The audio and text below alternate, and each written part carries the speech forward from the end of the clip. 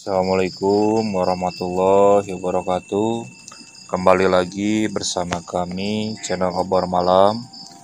Kali ini saya akan membawakan sebuah cerita yang ditulis oleh Nana Yes dengan judul Setan Keder.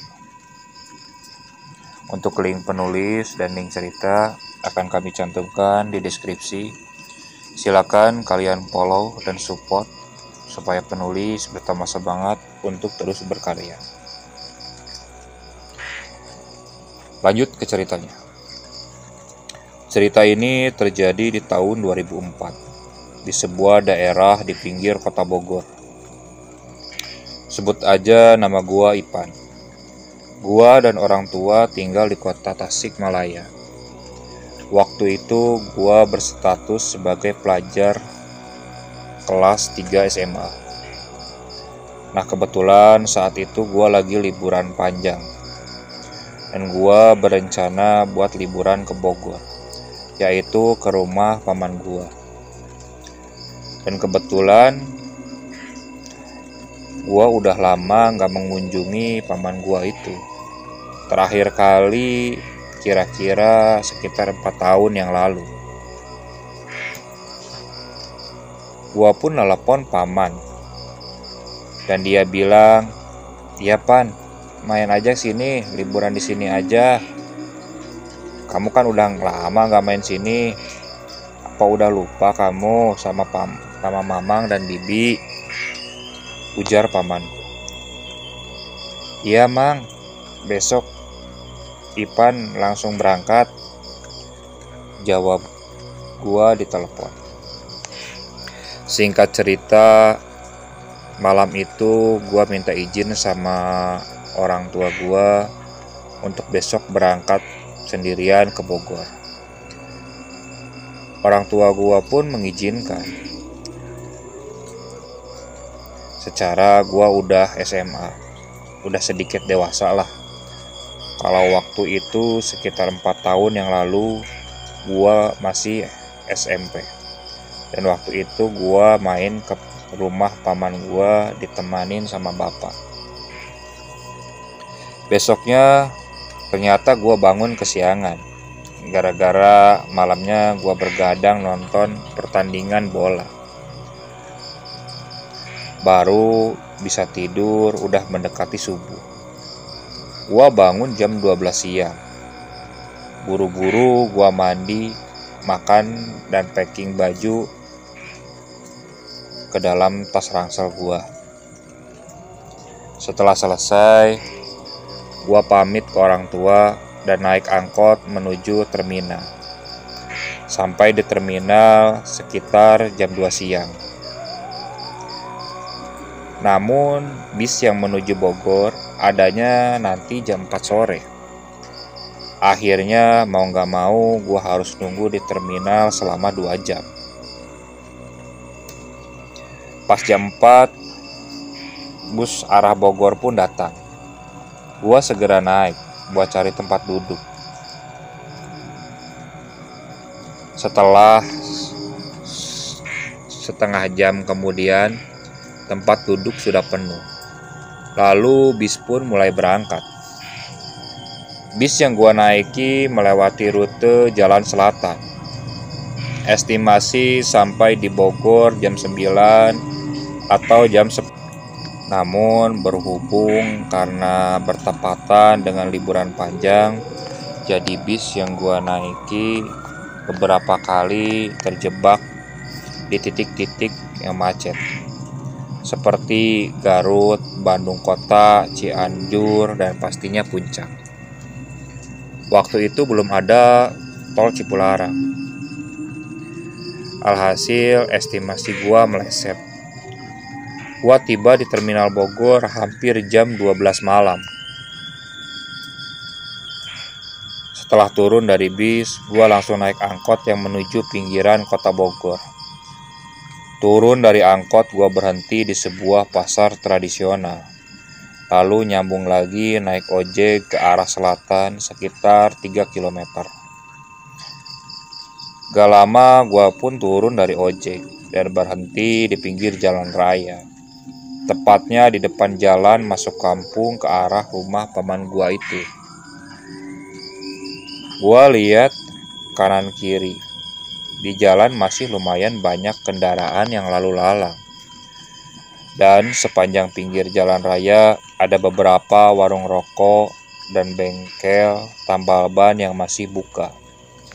Di seberang tempat gua berdiri pun ada warung kopi yang masih buka.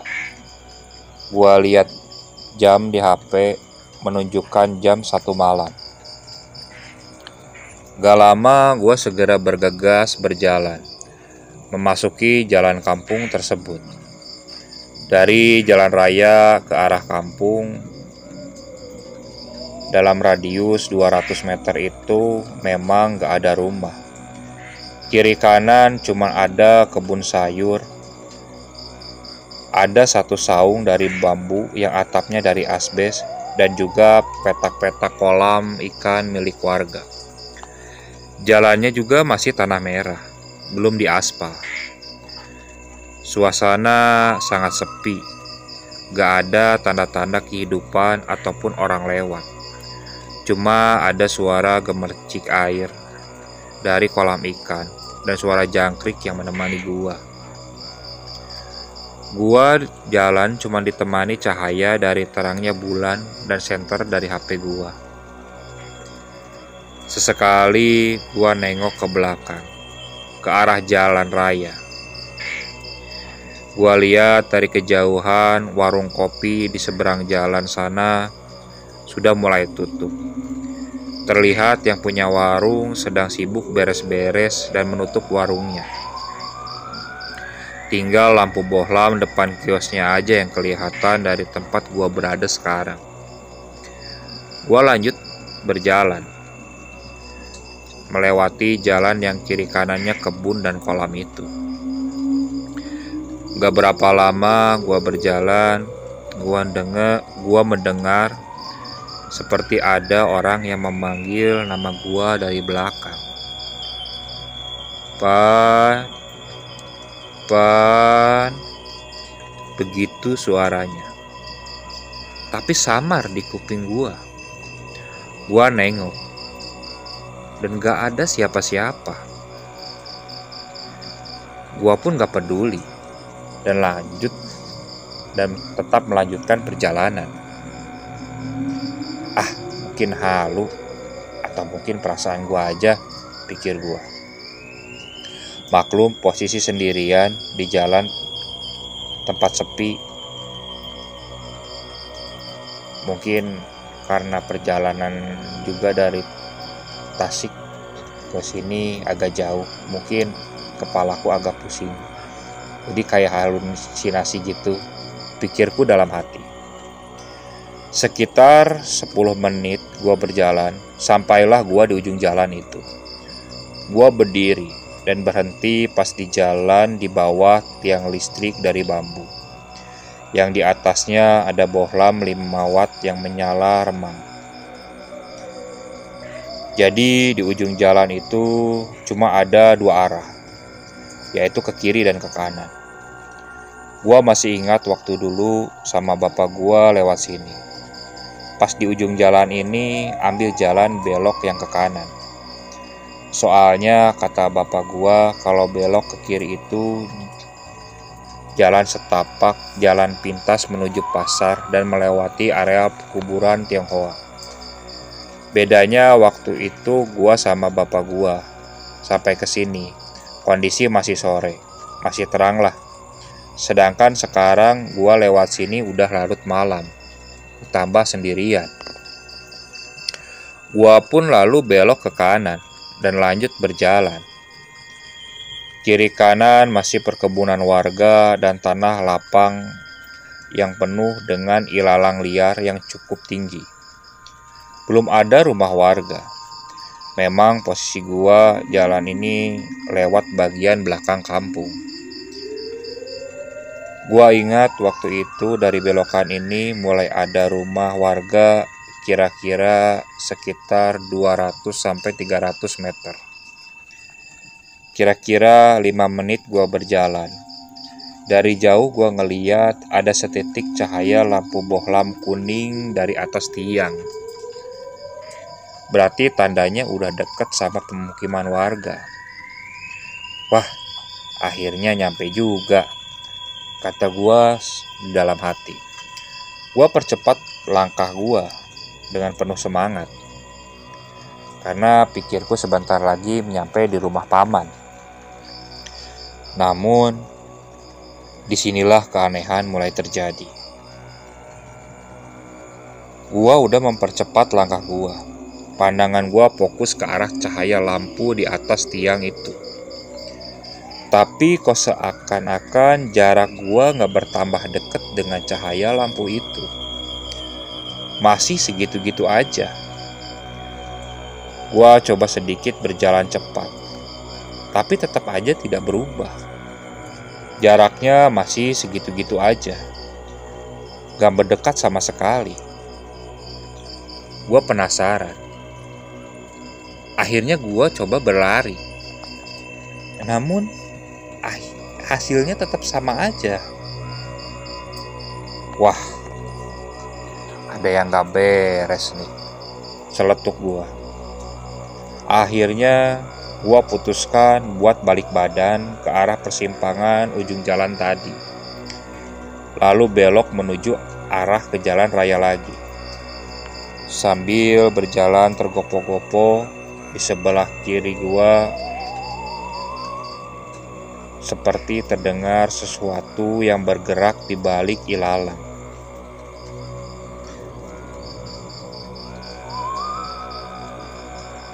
Gua mulai ngerasa panik. Perasaan gua udah mulai gak karuan. Bulu kuduk gua juga udah mulai merinding. Gua mulai membacakan doa yang gua bisa selama berjalan itu. Begitu sampai di cabang jalan tadi, gua langsung berbelok ke kiri, ke arah jalan raya lagi. Gua lihat dari kejauhan cahaya lampu dari warung kopi yang sudah tutup tadi, yang ada di seberang jalan raya. Dan gua lihat juga beberapa kendaraan yang masih hilir mudik di jalan raya sana. Selamat, ucap gua dalam hati. Hati gua mulai agak tenang, dan gua coba memperlambat jalan gua. Jalan seperti biasa lagi. Tapi ternyata pikiran gua salah. Jadi begitu gua sampai di pertengahan, di sebelah kiri itu ada saung dari bambu, tempat untuk orang duduk atau berteduh. Sedangkan sebelah kanan gua itu posisinya tanahnya agak ke bawah. Ada banyak petak-petak kolam ikan yang memanjang sepanjang jalan. Nah, setelah gua ngelewatin saung itu, beberapa saat kemudian gua malah balik lagi ke depan saung itu. Padahal sepanjang jalan gua lihat saung itu cuma ada satu, gak ada lagi. Dan gua yakin itu. Gua coba mempercepat langkah, dan gak lama ujung-ujungnya kembali ke depan saung itu lagi. Sampai 3 kali seperti itu. Gua ngerasa seperti lagi terhipnotis saja.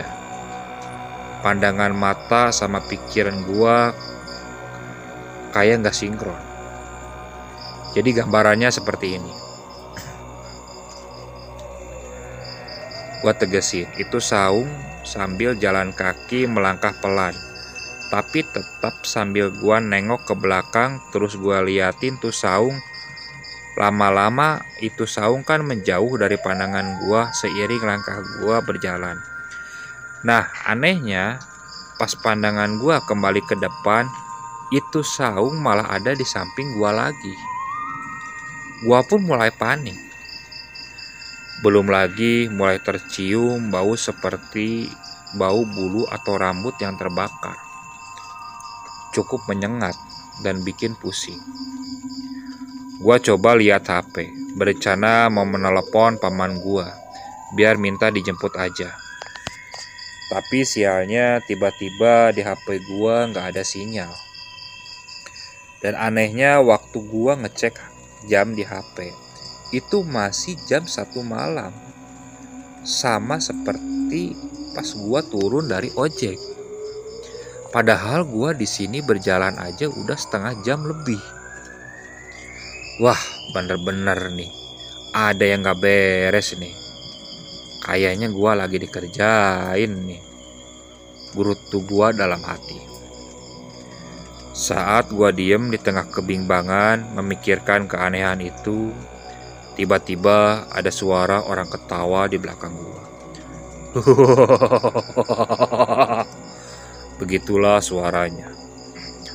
Suara laki-laki, seperti suara bapak-bapak, suaranya berat dan seperti bergema. Gua tersentak kaget. Gua pun menengok ke belakang. Gua coba senterin pakai HP ke arah suara itu. Gua coba deketin. Suara itu berasal dari belakang pagar kebun yang terbuat dari batang pohon singkong. Gua melangkah pelan ke arah pagar batang singkong itu, sambil gua sorotin terus pakai senter HP. Setelah sampai di pagar itu, ternyata tidak ada siapa-siapa. Gua coba sorot ke arah dalam kebunnya juga, dan ternyata emang tidak ada siapa-siapa. Saat kebingungan, tiba-tiba suara tawa itu datang lagi.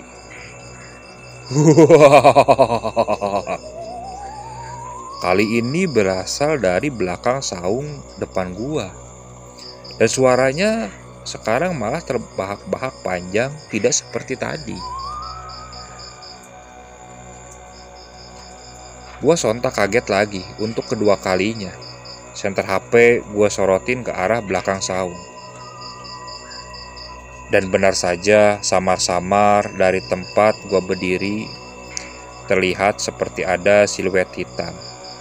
Seperti bayangan orang yang sedang berdiri di belakang saung. Masih dengan tawanya yang terbahak-bahak. Di situ gua mulai curiga. Terpikir kalau mungkin saja ini orang gila yang lagi netawain gua. Gua coba deketin siluet itu sambil gua terus senter.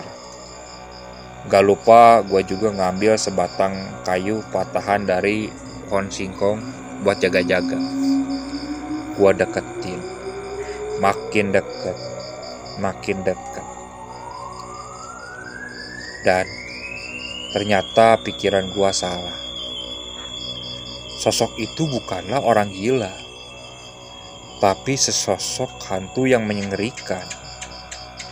Jadi di depan gua berdiri ada sesosok makhluk hitam berbulu lebat. Lidahnya menjulur panjang, merah sampai dada. Bergigi panjang, dan di ujung taringnya itu ada semacam lendir yang menetes. Matanya merah menyala, mukanya tertutup bulu penuh.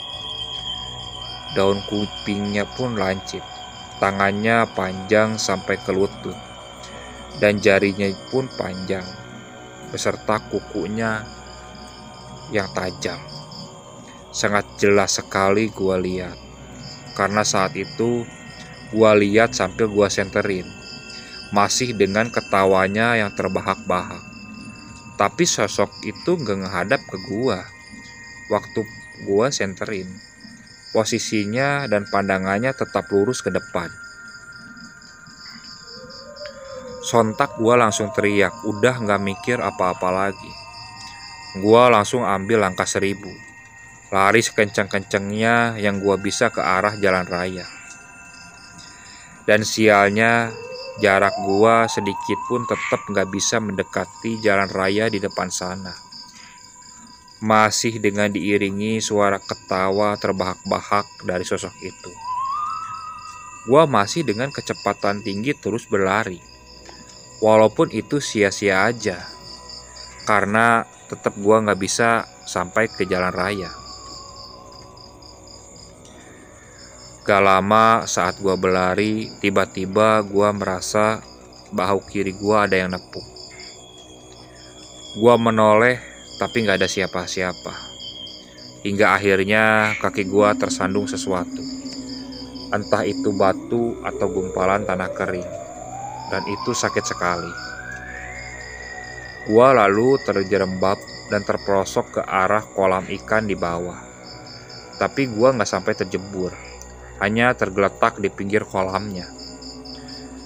Karena saat jatuh ke bawah, gua masih bisa nahan gapai sana-sini agar gak terjebur. Setelah itu, gua rasa pandangan gua gelap dan gak ingat apa-apa lagi. Lalu, sayup-sayup, gua dengar seperti ada yang memanggil nama gua. Pelan-pelan gua buka mata. Ternyata sudah terang. Sudah pagi. Dan posisi gua lagi terbaring di sebuah tempat tidur. Di depan gua terlihat wajah paman dan bibi gua beserta sepupu dan beberapa warga di situ yang gak gua kenal. Ada juga seorang kakek-kakek yang pakai kopiah di depan gua. Setelah gua sadar, gua pun mencoba duduk, dibantu oleh paman gua sambil bersandar di tempat tidur. Ditanyalah gua sama paman, "Kamu kenapa bisa sampai gini?" Tanya paman. Lalu gua ceritainlah kejadian semalam. "Aduh, kamu. Lagian kenapa malam-malam lewat situ? Itu kan lewat belakang kampung, Pan," ujar pamanku. "Harusnya kamu tuh maju sedikit dari jalan depan, masuknya lewat jalan kampung yang ada pos rondanya loh. Yang sudah jalan aspal, rame, banyak orang, banyak rumah. Kalau kamu lewat situ, iya, cuma ada kebun-kebun, kolam, sama semak belukar doang. Sepi. Jalan tanah, gak ada lampu juga," kata paman gua. "Iya, maaf, Mang. Ipan kan taunya lewat situ doang. Waktu dulu kan kesini sama bapak lewat situ," jawab gua. "Terus kenapa kamu gak nelpon Mamang kalau emang udah nyampe situ?" ujar pamanku. "Iya, Ipan mau telepon Mamang. Tiba-tiba gak ada sinyal," ujarku. "Ya udah, kamu minum dulu deh itu air doa dari Pak Ustadz. Terus istirahat aja dulu. Abis itu sarapan, minta aja sama bibi kamu," ujar pamanku. "Dan inget, Pan, kamu jangan bilang-bilang kejadian ini sama bapak kamu ya. Nanti Mamang yang kena semprot," ujar pamanku. "Ya kamu alasannya apa aja lah, terserah.